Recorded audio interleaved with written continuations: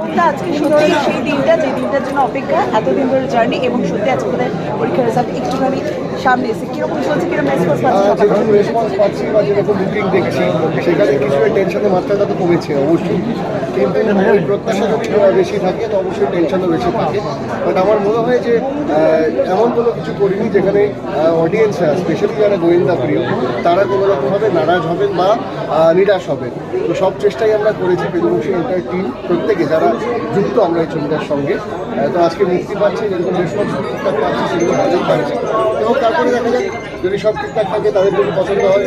তো আবার বলছি পেদুবংশী হয়তো এরকম আগামী দিনে আরও সাহস বা অনুপ্রাণিত হবে অন্য কেস সলভ করতে।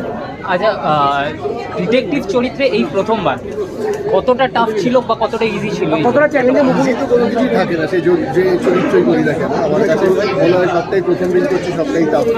তো চেষ্টা করি সব সময় যে ক্যারেক্টারগুলো পাই সেটাকে জাস্টিফাই করার জন্য, আরও বেশি কনভিন্সিং করার জন্য।